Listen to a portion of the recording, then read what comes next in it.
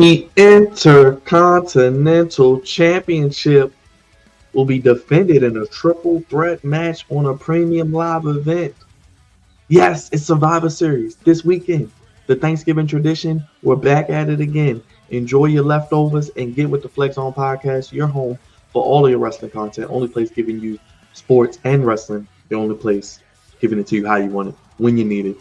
Don't forget, 6 p.m. bell time and early start time for Survivor Series this year. 6 p.m., 5 p.m. Central, 3 p.m. Pacific. We'll be live. Go ahead, spear that subscribe button, bro kick that like button, and give that bell a back elbow. Comment down below. Let me know your predictions. What do you look forward to for Thanksgiving, Survivor Series, 2025 and beyond, WWE going to Netflix? Will you be watching the first Raw?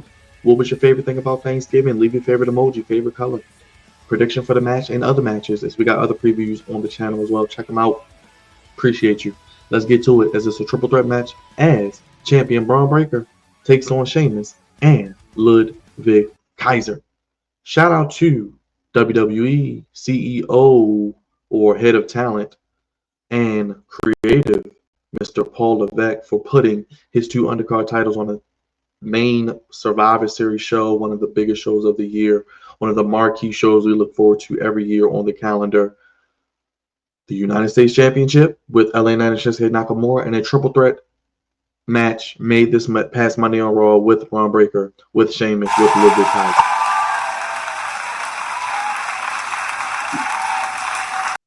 And with that being said, I don't think Bron Breakker is losing his title. I don't think Sheamus is winning the elusive title he's been chasing to become a Grand Slam champion. I don't think, really, they should have given Bron Breakker a loss to Jey Uso and then just to have him win it back in a month. Transitional championship to validate Jey Uso? We didn't need that. Bron Breakker could have still been running through the Raw mid-card as a dominant IC champion walking into WrestleMania, then having Sheamus looking to become a Grand Slam champion, looking to win the Intercontinental Championship, beat Bron Breakker. Bron Breakker could then go on to Money in the Bank, could go on to King of the Ring. But this is not going to be a 5-star technical classic. It is going to be hard-hitting, hard strikes, brawling, high-impact moves, and it's going to be fun.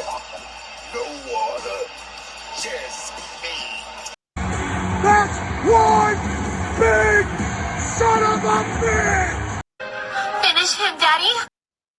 Like I said, I don't think Bron Breakker is losing the title here. WWE mentioned they're not going to have him as a babyface. They're not going to have him as a heel. He's going to be a badass tweener that can play to both sides. And every week you hear the barks. You hear the crowd getting behind him a little bit more. The dogs are everywhere, and they're loving Bron Breakker. He's great in the ring. He's a good promo. He has the aura, as the kids say, and he can do well in the ring telling a story, even though he wrestles at a high impact, runs 26 miles per hour, one of the best spears since Goldberg.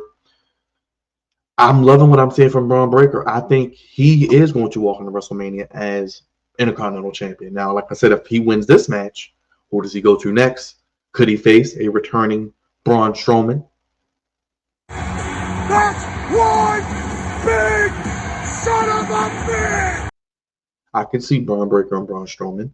I could see then possibly Bron Breakker, and like I mentioned in my Damian Priest Gunther video, I think Gunther beats Damian Priest, but could we get Bron Breakker and Damian Priest possibly as a WrestleMania match? Bron Breakker, Damian Priest, 2 of your big young stars. Well, Bron Breakker is younger than Priest, but new to the main event scene as far as young. Those 2, maybe the marquee match for the IC title, maybe give Damian Priest his WrestleMania moment, have him become an IC champion, then he could then be a Grand Slam champion, because if he wins that, he would have been the tag champ, U.S. champ, and world champ, so he will become a Grand Slam champ, and then you could then move Bron Breakker, like I mentioned, to Money in the Bank or King of the Ring with SummerSlam and MetLife next year, 2 nights. He can main event one of those nights, maybe be his crowning moment next year in 2025, because it's only a matter of time before he becomes world champion. Now, do they somehow give Sheamus his moment before WrestleMania? Because I don't know if they're going to be able to keep this feud interesting from November to April. It's 5 months. They've already given us Sheamus and Bron Breakker on TV, had a funky finish. The match last night, non-title, Bron Breakker and Ludwig Kaiser. And I love the non-title aspect, because we don't need stupid eliminator matches. We need non-title matches to make people earn title shots. But anyway, Bron Breakker, Ludwig Kaiser, Sheamus gets involved. We get the triple threat match made. I'm glad, like I said, we got the US and the IC title on the same card on a pay-per-view PLE since SummerSlam.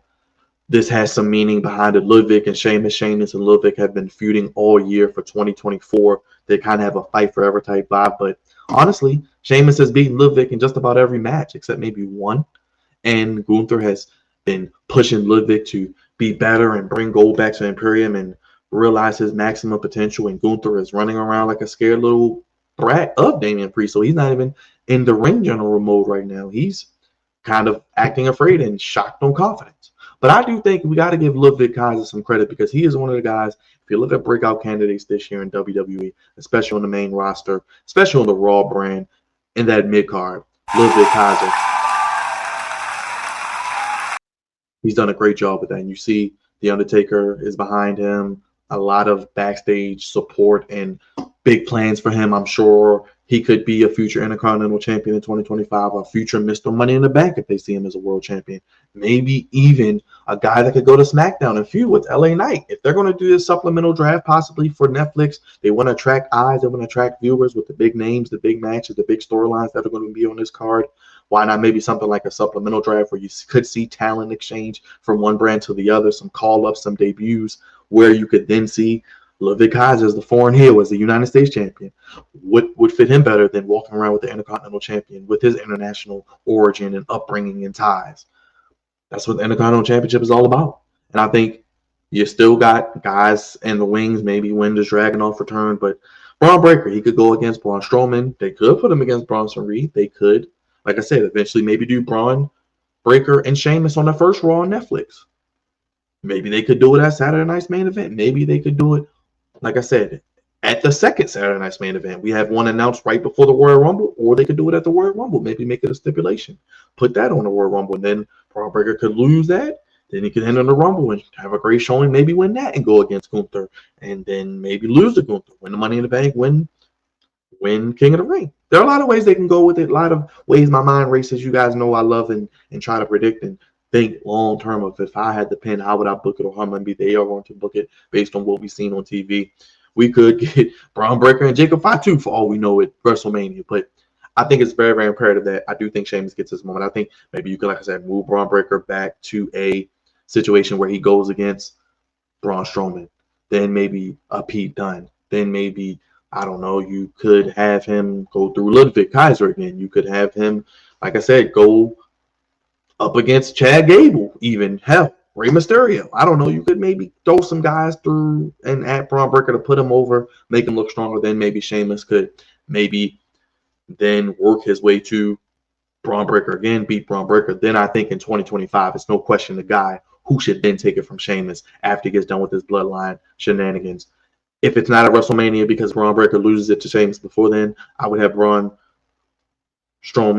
would have Bronson Reed beat Sheamus at Mania if they're going to have Sheamus walk into Mania with the title. But if not, keep it on Sheamus. Let Sheamus maybe keep it to SummerSlam or something, and you let Bronson Reed take it from him, and you let him let that ball roll in 2025, maybe through the rest of 2025 as an IC champion before he maybe is elevated to the world title scene as well. Like I said, with the draft, we could see movement. We could see people move from one show to the other. And it's going to be interesting to see how Gunther takes this loss of Ludwig, because I think Gunther retains his title. I think Ludwig takes the pin. That's why he's in this match. And I think inevitably it only pisses maybe Ortiz's dissension. Maybe we get Ludwig Kaiser as a babyface in 2025 and he turns on Gunther, but I don't want to see that. I don't think we need that. I think they're better together. I would love that if Giovanni Vinci was still with Kaiser and we had Imperium, and that would, with the Motor City Machine Guns, the Street Profits, DIY, the War Raiders, you got Alpha Academy, American Made, the Creed, you got Judgment Day. Boy, Lucha Brothers coming in 2025. What a tag division that could indeed potentially be, especially if they merge the titles. They need to merge the divisions and have one set of tag titles because it's just diluted at this point. But I think Bron Breakker retains his Intercontinental Championship, and he will walk into WrestleMania right now. My early prediction is he will walk into WrestleMania as the Intercontinental Champion. Like I said, if they take it off of him before they maybe on that first Raw on Netflix or something like that, then maybe Sheamus walks in the Mania, he loses to Bronson Reed, Bron Breakker could then maybe win the Royal Rumble or the Elimination Chamber. We don't need The Rock or Cena winning the Rumble. It could be Bron Breakker, and we could have them in the Elimination Chamber possibly. There are a lot of ways they can go with it. We shall see. But I think Bron Breakker retains the Intercontinental Championship. Spare that subscribe button. Bro, kick that like button, and go ahead and back elbow that bell. Sound off in the comment section. Let me know your prediction for this match and the other matches. Check out all the other prediction videos. Let me know your favorite thing from WWE this year. What you look forward to in 2025? Raw, Netflix, Survivor Series predictions. Any wild hot takes? Leave your favorite Thanksgiving food. Leave your favorite emoji. And hey, let me know how you did. Hit that subscribe button. We got more previews. We got so much content on the channel. Check it out. Hit that bell. Hey, I think Bron Breakker keeps his belt. And don't forget, we'll be live for Survivor Series Saturday, 6 p.m. bell time, 5 p.m. Central, 3 p.m. Pacific. I'll see you guys in the next video. Have a good day, everybody. Happy Thanksgiving as well. Peace. Bron Breakker will keep his Intercontinental Championship.